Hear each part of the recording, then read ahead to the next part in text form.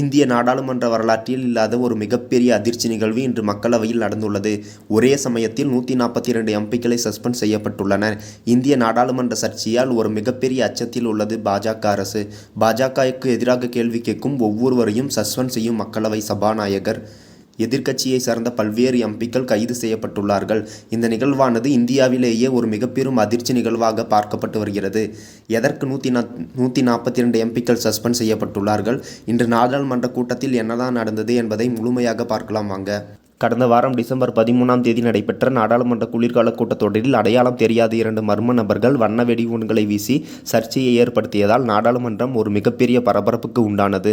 அப்போது எதிர்க்கட்சி எம்பிக்கள் இதற்கு காரணம் ஆளுங்கட்சிதான் என்று முழக்கமிட தொடங்கினர். இதனால் அன்று எதிர்க்கட்சியை சார்ந்த திமுக எம்பி கனிமொழி உட்பட்ட 14 பேர் சஸ்பெண்ட் செய்யப்பட்டார்கள். இந்த புகை வெடிகுண்டுகளை வீசிய மர்ம நபர்களை கைது செய்து போலீசார் விசாரித்து வந்தனர். இந்த விசாரணையில் புகை வெடிகுண்டுகளை வீசிய மர்ம நபர்களுக்கும் பாஜக எம்பிக்கும் தொடர்பு இருப்பதாகவும், மேலும் அந்த மர்ம நபர் பாஜக எம்பியின் கையெழுத்தை பெற்றுக்கொண்டு நாடாளுமன்றத்திற்குள் வந்ததாகவும் ஒரு அதிர்ச்சி தகவல் கிடைத்துள்ளது.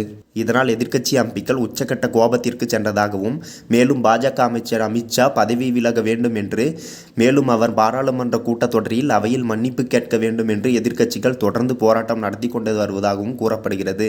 இந்த நிலையில் பாஜகவுக்கு எதிராக போராட்டம் செய்தவர்களை சஸ்பெண்ட் செய்து சபாநாயகர் ஓம் பிர்லா உத்தரவிட்டுள்ளார்.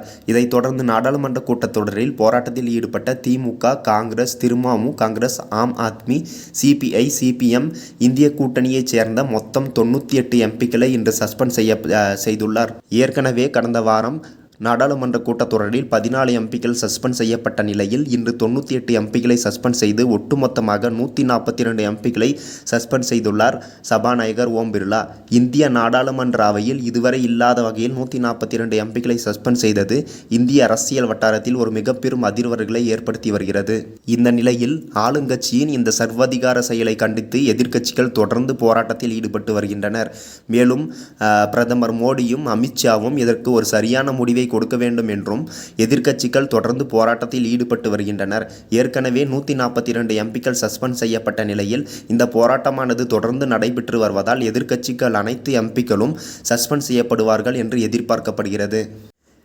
எதிர்க்கட்சி எம்பிக்கள் அனைவரும் சஸ்பெண்ட் செய்யப்பட்டால் அடுத்து மக்களவையில் என்ன நடக்கும்?